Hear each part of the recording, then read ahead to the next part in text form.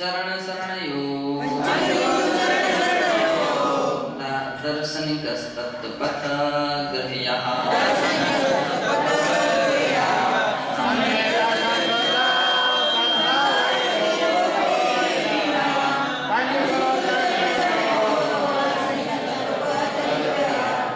बतला रहे हैं सम्यक दर्शन शुद्धा, जो सम्यक दर्शन से शुद्ध है। सम्यक दर्शन से शुद्ध यानी सम्यक दर्शन का निर्विचार पालन करता है, ऐसा सम्यक दृष्टि जीव और संसार शरीर भोग निर्विण्ण, संसार से शरीर से और भोगों से निर्भिन्न है, यानी रक्त है। पंचगुरु चरण शरणो, पांच गुरु यानी पंच परमेष्ठी ही जिनके लिए जिसके लिए शरण है और कोई दूसरा शरण नहीं है, ऐसा दार्शनिक कहा। और दार्शनिक श्रावक है तत्व पथ गृह्यः, तत्व पथ को ग्रहण करने वाला है। क्या विशेषता दी? तत्व पथ ग्रहण, तत्व पथ मोक्ष मार्ग है ना, तो उसको ग्रहण करने की इच्छा रखने वाला, मूल गुणों का धारक, ऐसा श्रावक हुआ करता है। ऐसा देश दर्शन प्रतिमा का स्वरूप है, ऐसा दर्शन प्रतिमाधारी हुआ करता है। तो इन बातों के लिए अपन को बिल्कुल एक एक बात सभी के लिए याद रखना चाहिए, विशेष करके व्रती लोगों के लिए। एलक जी, छुल्लक जी, छुल्लिका जी, प्रतिमाधारी, संसार शरीर और भोगों से आपको कितना वैराग्य है। संसार से वैराग्य का अर्थ है, संसार से विरक्ति का अर्थ क्या है? वो से लोग संसार से विरक्ति, संसार, संसार किसके लिए बोलते हैं? राग द्वेषो संसार, राग द्वेष मोह इस संसार है। और इसको बढ़ाने वाले जो विशेष करके गृहस्थिक संपर्क होते हैं, संबंध होते हैं, गृहस्थिक संबंध या तो राग से जोड़ते हैं या द्वेष से जोड़ते हैं। ये मेरे अमुक आ गए हैं, ये मेरे अमुक आ गए, अमुक आ गए, हमारा बेटा, हमारी बिटिया, हमारा फलाना, हमारा। ये कौन बोल रहा है? कौन बोल रहा है? राग। रत्तो बंददी कम्मम, कर्म को बांधने वाला ये राग बोल रहा है कि मेरे आ गए, मेरे अमुक हैं, हमारे फलाने ठिकाने, उनकी तबीयत खराब हो गई, उनको ऐसा हो गया, उनको ऐसा हो गया। कितने लोग तो लक्षण दिखने लगते हैं, अगर थोड़ा उनको कुछ कष्ट हो जाए तो उनकी आंखों में आंसू भर आते हैं, आंसू भर आ गए। क्यों? ये आंसू किसके आ गए? राग से, राग के आंसू बहते हैं। किसके आंसू बहने लगे? राग के। किसी ने किसी का कुछ बिगाड़ दिया तो द्वेष की आंसू बहना शुरू हो जाते हैं, द्वेष प्रारंभ हो जाता है। अरे वो व्यक्ति, हमारा पड़ोसी, वो लड़कों को परेशानी करता रहता है, हमारे लोगों को परेशानी करता था, शुरू से करता रहा, सभी तक कर रहा है। वो ऐसा है, वो वैसा है, हम उसको जानते हैं, हम उसको समझते हैं। अभी क्या कौन बोल रहा है? द्वेष। ये बोल रहा है द्वेष। हमारी बिटिया के ससुराल वालों ने तो आज तक बिटिया का अच्छा ध्यान नहीं रखा, कभी नहीं पूछते हैं, कभी अच्छी तरह से ध्यान नहीं रखते हैं, वे ऐसे हैं। द्वेष, कहीं राग बोलता है तो कहीं द्वेष। अरे राग द्वेष दो ही तो खतरनाक हैं, जो अपने धर्म ध्यान के लिए बाधा खड़े कर। फिर व्यक्ति को ध्यान नहीं रहता कि हमारी सामयिक का टाइम है, हम ओवर टाइम हो रहे हैं। फिर ध्यान नहीं रहता हमारे स्वाध्याय का समय है, फिर ध्यान नहीं रहता हमारे प्रतिकोण आदि का समय है। फिर तो बार बार आंखें बंद भी हो ना सामयिक में तो भी वो धीरे से खुल जाती हैं, और एक बार तो चली जाती हूँ। खाना खाया? ये राग और द्वेष का नाम है संसार, और राग द्वेष का मूल जड़ क्या माना जाता है? परिवार, घर गृहस्थी कुटुंब, एक उसका मुख्य हेतु माने जाते हैं।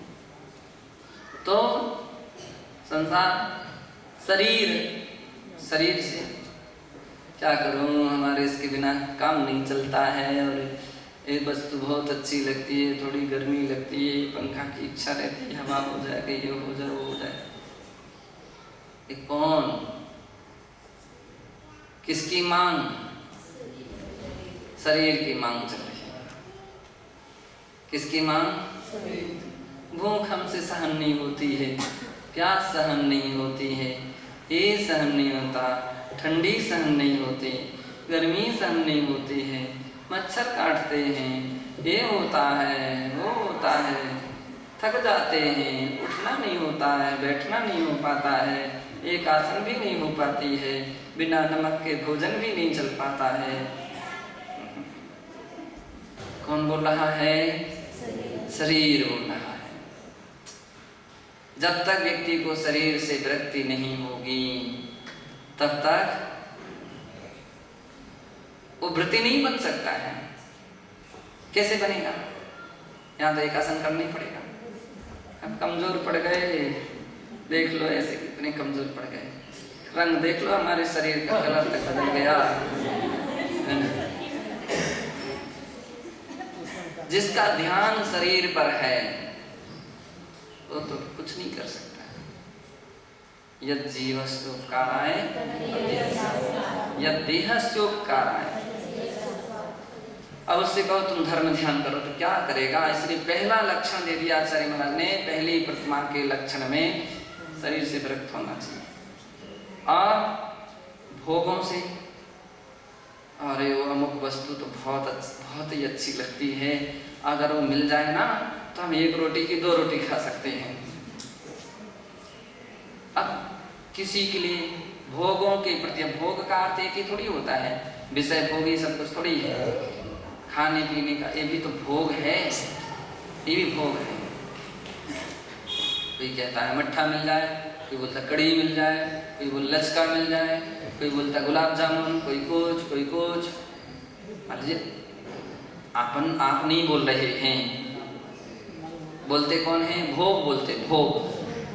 कौन बोल रहे हैं? भोग। ये वस्तु मिल जाए, ऐसी वस्तु मिल जाए, ऐसी सुविधा, ऐसी व्यवस्था है, ऐसी चटाई, ऐसे आसन, ऐसा।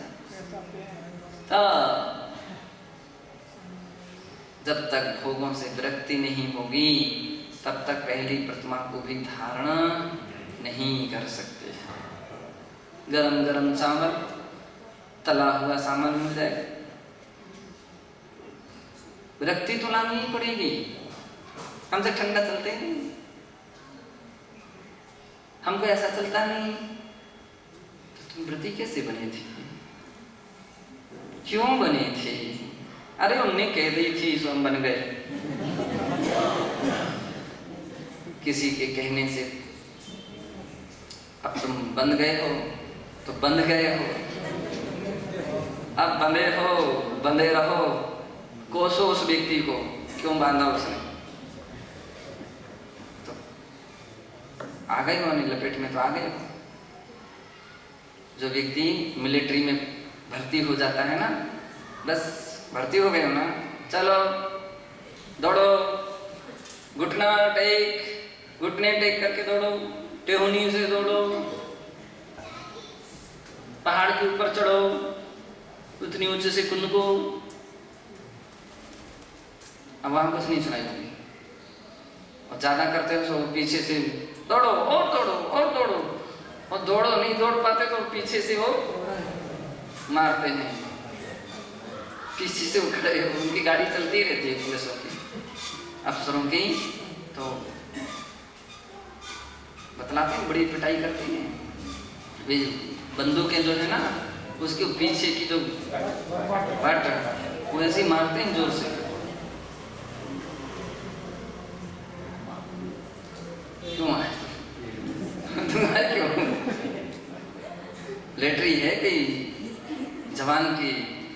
यहाँ तो जबान के व्यक्ति जो है ना मजबूत चाहिए ना, उसमें कोई रहम, कोई मोक्ष मार्ग में भी कोई रहम नहीं है। इस विषय में कि संयम पालन ना हो तो, एक आसन ना हो सके तो, यहाँ तो कोई गुंजाइश नहीं, करना ही पड़ेगा। एक आसन ना हो सके तो, बिना प्यास लगे तो, अंतराय आ गया, अब क्या करेंगे? क्या चाहे कुछ नहीं करो, आराम से। अरे हमारी समाधि हो जाए तो बेफिक्र से आराम से समाधि करो, भगवान का ध्यान करते करते। और नहीं तो पानी पानी करते जाओगे तो पानी के कीड़े बन जाओगे, मेंढक बन जाओगे। अब यहाँ कितना एक दृष्टि से देखें तो अपना है, अपने नियम जो हैं, कुछ ऐसे नियम हैं जिसमें कोई गुंजाइश नहीं है, कोई गुंजाइश नहीं है। श्रावक ने चौका नहीं लगाया तो क्या करोगे तुम? किसी के घर में जबरदस्ती घुसोगे क्या? उपवास करो, बैठो आराम से, नहीं पड़ गया तो भगवान का ध्यान करो बस। कोई जबरदस्ती नहीं है कि तुम किसी के घर में घुसो, तुम किसी के ऊपर बिल्कुल हावी हो जाओ। अरे ये कुछ नहीं जानता है, ये लोग कुछ ध्यान नहीं रखते हैं, फलाने नहीं दिखते हैं, तुम कितना भी गाथा गाते रहो, उससे कोई फायदा नहीं। क्यों नहीं है? क्योंकि वो तुम्हारे यहाँ सर्विस नहीं कर रहा है। क्या वो श्रावक है और कोई सर्विस नहीं कर रहा, वो तो अपनी भक्ति से प्रभावित है, और भक्ति से जितना कर रहा है उतना अच्छा है। पानी भी पिला दिया, खुशी मनाओ, खुशी मनाओ, वो उपकारी है, उसने इतना अच्छा काम किया है। अब उसको तुम आंखें नहीं दिखाते, क्यों जी? क्या तुम खाली पानी पिलाने के लिए खड़े हुए थे? भोजन भी तो करा सकते थे, कोई आवश्यकता नहीं। और बोले नहीं, हम तो पानी के लिए थक जाते, हम तो बिना नमक का ही भोजन कराएंगे। अब तुम उसको कुछ नहीं कर सकते, तुम नमक क्यों नहीं डाला? हम बिना ही शक्कर के दूध पिला सकते हैं, बिना ही शक्कर का सामग्री, हमारे पास घी नहीं है तो बिना घी का खिलाएंगे। कोई सर्विस करने वाला होगा तो उसके लिए तो अपन कह सकते हैं, देखो तुम अपने अगर व्यवस्थित काम नहीं करोगे तो तुमको वेतन नहीं दिया जाएगा। अब तुम श्रावक को क्या कहोगे?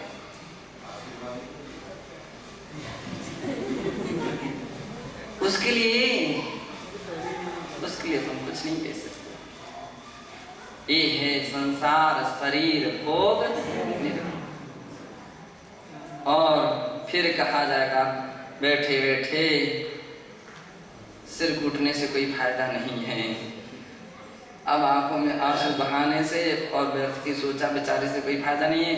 अरे अपना जगाओ अपनी आत्मा की शक्ति को और देखो कि नहीं, हम लोग खाने के लिए नहीं, साधना के लिए साधु बने। फिर देखो आपके लिए आनंद आने लग जाएगा। जो मिलेगा यथालब्ध लेंगे, और हमारी विधि से मिलेगा तो ही लेंगे, नहीं मिलेगा तो लौट करके आ जाएंगे। फुर्सत, खुशी के साथ लौट करके आएंगे, वो भी किसी के जबरदस्ती नहीं, प्रसन्नता के साथ। और ऐसे वैसे भी नहीं लौटे घूमते फिरेंगे, नहीं तो असाता वेदनी कर्म को बांधोगे। कुछ लोग इस चौके से फिर निकल गए उस चौके से। एक बार महाराज ने, सन्मति सागर महाराज ने के यहाँ दीक्षाएं हुई, तो दीक्षा के पहले उन्होंने क्या कहा? बोले चौका लगाओ। कुछ माताजियों की दीक्षाएं थी, बूढ़ी बूढ़ी कुछ 4-5, और उन्होंने 4-5 सब लोग चौका लगाओ, 15 दिन तक आपके चौके लगना चाहिए। 15 दिन 20 दिन, अब वो चौके तो लगे, लगाए रहे। एक प्रश्न आ गया उस समय कि महाराज श्री अब इन लोगों को आप चौके के लिए क्यों करें, हमारे चौके में आ जाए। महाराज के नहीं, उनका स्वयं का चौका लगेगा और उसमें कोई दूसरा मददगार भी नहीं होना चाहिए, सहयोगी नहीं हो सकता है। वही पानी भरेंगे, वही सब कुछ, पूरा जो चौके का काम है सब वो वही करेंगे। तो प्रश्न किया था कि ऐसा क्यों? महाराज के इसलिए कि दीक्षा लेने के बाद इनको मालूम चले कि चौका लगाना भी एक श्रावक की तपस्या है। तुम तो हमको बाल पड़ा हुआ दिख गया था सो लौट करके आ गए थे, वहाँ ऐसा हो गया था सो लौट करके आ गए थे। तुम उसके ऊपर कितनी बड़े आघात पहुंचा रहे हो। अनावश्यक मत लौटो। हाँ, जहाँ हमारी मर्यादा टूट रही है, अपने नियम, अपने मान लीजिए चर्या के जो कर्तव्य, वो तो बात ठीक है। सहसा नहीं लौटिए कि उसको दुख हो, उसको कष्ट हो, उसको तकलीफ हो। कुछ लोग ऐसे रहते हैं, उसी में मजा लगाते हो, उसको अपनी शाबाशी देखते रहे, हम बहुत बड़े, सबसे न्यारा हिंदुस्तान हमारा हम सबसे अलग हैं। लेकिन नहीं, आप सबसे अलग नहीं हो, सबके साथ हो। उसके कष्ट को भी देखो कि अनावश्यक उसको तकलीफ भी नहीं होना चाहिए, अनावश्यक लौटना नहीं चाहिए। देखा नहीं, कुछ नहीं और सीधा अंतराय करके आ गए। फिर देखो, पहले हमने बाद में देखा था तब समझ में आया था वो बाल नहीं था, वो जीव नहीं तो वैसे ही कचरा था। बाद में देखा, पहले क्यों नहीं देखा। अब कहो जाकर के प्रायश्चित लो कि हम अनावश्यक अंतराय करके आए हैं, हे गुरुदेव मैंने लोगों को कष्ट दे करके आए हैं, प्रायश्चित दीजिए। प्रायश्चित का भागी है, दार है वो व्यक्ति अनावश्यक अंतराय करके आ जाए, अनावश्यक लौट करके आ जाए। उसकी दूसरी की श्रावक की तपस्या को भी तो देखो, सुबह से लगा है और इतनी मेहनत, इतना पुरुषार्थ कर रहा है, तो कभी अनावश्यक किसी चौके से लौटना, किसी अनावश्यक प्रकार से अंतराय कर देना बिल्कुल गलत है, ऐसा नहीं होना चाहिए। अन्यथा वो एक बार तो समझ लेगा, द्वारा फिर आपकी अच्छी तरह से पहचान भी रखेगा, परख भी रखेगा कि व्यक्ति कैसे है। तो कहने का अर्थ है संसार, शरीर, भोग, निर्विन्ना, जो इनसे निर्विरक्त हैं, जो आ गया, जितना आ गया, जैसा अरे किसी ने दिए ही तक नहीं, थाली भरी रह गई, हमारे थाल कटोरे में दिए ही नहीं, ऐसे मूंगा मसान से बैठे रहे और बिल्कुल हमारे चेहरे देखते रहे, उठाए नहीं सामान, क्या करें, पानी पी करके आ जाए क्या, ठीक पानी पी करके आ जाओ, जो दे सो लेकर के आ जाओ। अब कहना तो पड़ेगा कि उठा करके दो, नहीं नहीं, ये कहने की आवश्यकता नहीं। उस दिन सोचो कि हमारे भाग्य में आज इतना ही है, और जिस दिन भाग्य आपका जगेगा ना तो वही व्यक्ति मनाएगा। आज भाग्य आपका नहीं जग पा रहा है तो वो हो सकता है वो दूसरा समझाए तो भी उसको समझ में नहीं आएगा। कब? जब आपका भाग्य का प्रबल उदय नहीं है, लाभांतराय कर्म का एकदम क्षय उपशम नहीं है, तब तक ऐसे हो। जिस दिन क्षय उपशम होगा वो घबराई नहीं, बिल्कुल विचार नहीं कीजिए, ये रोज रोज की ना समस्या नहीं रहेगी। एक कर्म की सीमाएं हैं, एक दिन ऐसा आ जाएगा कि स्वर्ग के देवता भी आकर के चौका लगाएंगे, आहार देंगे। किसको दिया? चंद्रगुप्त को। चंद्रगुप्त मुनि महाराज के लिए तो श्रावक भी, यानी देवता भी श्रावक के रूप में आए और उनकी सेवा में तत्पर हो गए। परीक्षा हो सकती है, ये हो सकता है कि चंद्रगुप्त मुनि महाराज ने पहले उपवास भी हो गए होंगे, उन्हें अनेक उपवास हुए होंगे, काफी उनको उन्होंने सहन और आत्मशक्ति को भी कितना जगा करके रखा होगा कि पता था कि यहाँ पर कोई ग्रह नहीं है, श्रावक नहीं है, समाज नहीं है, बस्ती नहीं है, नगर नहीं है। उनके गुरु ने भी समझाया था, लेकिन भक्ति बसा रुके रहे। इतने आत्मशक्ति भी तो, इतने आत्मबल था, उनको भोजन की कोई परवाह नहीं, भोजन की कोई अपेक्षा नहीं है, चौके की कोई अपेक्षा नहीं है, मेरे कोई भी नहीं, सेवा करूंगा। ऐसी आत्मविश्वास, उनका प्रबल आत्मविश्वास था कि जिनके सन्मुख देवता लोग भी झुके, और ऐसे झुके कितने 12 वर्ष तक, 12 वर्ष का काल था, 12 वर्ष तक वो चौका लगता रहा, चलता रहा, और कभी कुछ भी आइडिया नहीं लग पाया, पता नहीं लग पाया कि क्या हो रहा, कौन दे रहा है। ऐसी साधना श्रावक जो प्रतिमाधारी 11वें प्रतिमाधारी होता है, तो उसके लक्षण दे दिए कि वो कैसा रहता है कि वो संसार शरीर भोगों से विरक्त रहता है, 5 परमेष्ठियों के शरण में रहता है और सम्यक दर्शन से शुद्ध होता है। ये उसकी विशेषताएं रत्नपिंडक श्रावकाचार्य के आधार से कही गई हैं। शेष आगे और भी आचार्यों के इस विषय में केवल दर्शन प्रतिमा के विषय में क्या क्या मत हैं, क्या क्या विचार हैं, उसको आगे अपन देखेंगे। अथापरान्यध्याय निष्ठापन क्रियायाम पूर्वाचार्य अनुक्रमेण सकल प्रपंचार्थम भाव पूजा वंदना स्तव समीपम श्री श्रुत भक्ति गायो सुगम